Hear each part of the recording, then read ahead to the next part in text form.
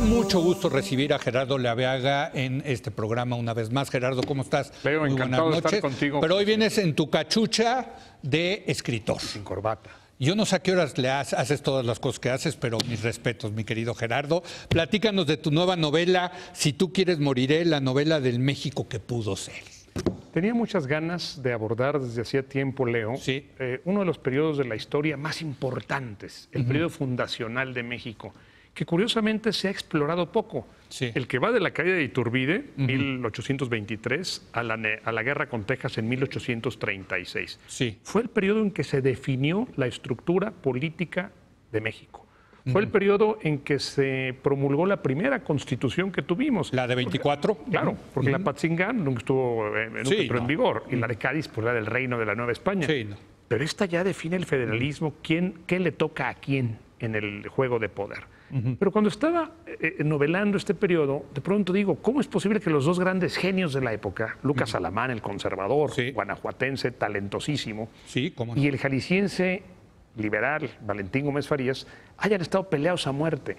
¿Qué habría pasado si hubieran unido fuerzas, caray? México habría sido una potencia. Y de pronto dije, bueno, demos un pequeño giro y que en vez de que sea una novela histórica como tal, que sea una ucronía. ¿Qué habría pasado si? Sí. Y entonces hago que Que me Santana, encantan, ¿eh? A mí esas es así. hago que Santana se caiga del caballo, se rompa la cabeza, y de pronto al vicepresidente Gómez Farías le dicen, pues usted es el presidente. Sí. Pero tiene a toda la iglesia y tiene a toda la nobleza y tiene a todos los militares en contra, porque les quitó el fuero a unos, porque Sí, les sí, cerró la Real y Era, Pontificia. era el proyecto liberal. Claro, claro. Pero de pronto todos los conservadores están sobre él y se da cuenta que la única posibilidad que tiene de sobrevivir, muerto Santana, es aliarse con Lucas Alamán. De eso trata mi novela. ¿Y era posible esa alianza?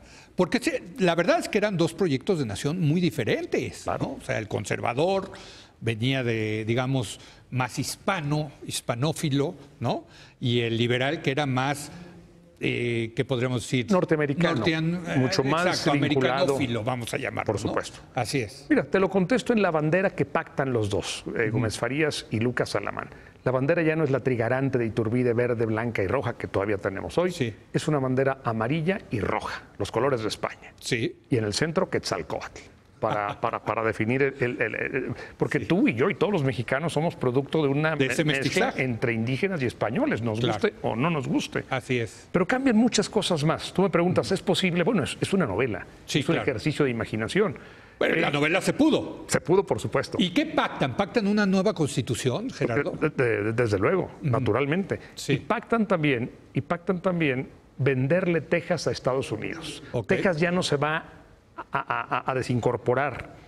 Texas es vendida a Estados Unidos, no las Californias, no Nuevo México, solo Texas. Sí. Y esto genera un problema del demonio, porque en Estados Unidos los del norte quieren que Texas sea un estado libre y los del sur quieren que sea un estado, pero esclavista. Claro. Y en mi novela ya no llega a la presidencia Zachary Taylor, que fue héroe de guerra con México, Claro. porque no hubo guerra con México y se ahorraron muchas vidas. Sí. El que llega es James Buchanan, que era el secretario de Estado de Polk. Sí. Y es un hombre pacifista y es un hombre gentil, que en la historia real llegó, pero en lugar 15, no en Sí. lugar 13 o 12. Sí, acabó siendo el presidente de Estados Unidos. Hoy se considera que es el peor. Sí, sí. Hoy, hasta hoy. Sí. Todavía puede haber alguno peor, pero hasta, hoy hasta hoy se considera Sí. a James Buchanan el Sí. peor. Porque él decía pues, que se divide Estados Unidos. ¿Por qué vamos a ir a una guerra que va a costar 600,000 muertos? Y determina Estados Unidos separarse. Y de pronto México tiene arriba a la Confederación de Estados Americanos, Sí. arriba a Estados Unidos de Norteamérica y más arriba a Canadá. Tiene 3 países. Sí. Con el problema de la Confederación, que todos los afroamericanos quieren pasar a México. De hecho, alguno de los personajes en una candidatura propone crear un muro para evitar que los afroamericanos se empiecen a pasar a México. Es que todo es posible. No, claro. La gente claro. dice, bueno, es una novela, eso no, pero es que todo puede pasar. Un pequeño cambio, una caída, una muerte, una herida, una enfermedad, cambia todo en tu vida, en la mía o en la vida de una nación. A ver, lo cierto es que Estados Unidos se benefició y muchísimo de las grandes diferencias que hubo, divisiones, polarización, Claro. que hubo en México entre liberales y conservadores, ¿no? Y de hecho con eso inicio la novela, con una frase de Tácito, la saqué del libro de Agrícola, que dice, mientras luchan por separado, son vencidos todos juntos. Sí. Y así fue. Así es. Y así fue. Ahora, México pierde la otra parte del territorio, No. digamos California, Colorado, Nuevo México, No, al contrario, Arizona, los coloniza, porque otra decisión que toman, recuerdas que los liberales expulsaron a todos los españoles ricos, no querían españoles, nada Sí, con sí, sí. España, pero corrieron a los españoles y a sus fortunas. Y una de las primeras decisiones que toman Alamán y Gómez Farías es traerse otra vez de regreso a los españoles. Sí. Y con las grandes fortunas de los españoles, se van a... empiezan a echar a industrializar San Francisco, San Diego Sí. y un puerto que inventé que se llama Junípero Serra, que son los Sí. 3 grandes puertos en esa costa. Y bueno, eso les da un enorme auge comercial.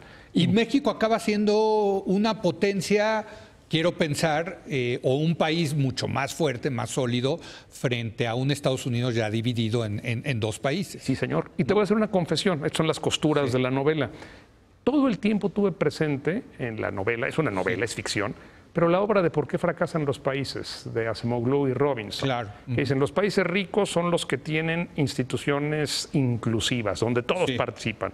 Los países pobres son donde una pequeña élite se aprovecha de las mayorías Sí. y crea instituciones extractivas. Entonces, todo lo que es extractivo desaparece, o por lo menos es muy reducido. La iglesia, para empezar. Sí. Hay que quitarle todo su poder a la iglesia. Al ejército hay que reducirlo a lo que tiene que hacer el ejército. Pero se empieza a invertir en la armada. Tú sabes que en esa época el ejército mexicano era 6 veces más grande que el norteamericano. No sabía. 6 veces. Mira. Con un presupuesto. Pero todo se iba en medallas, en penachos, en rifles, en ceremonias.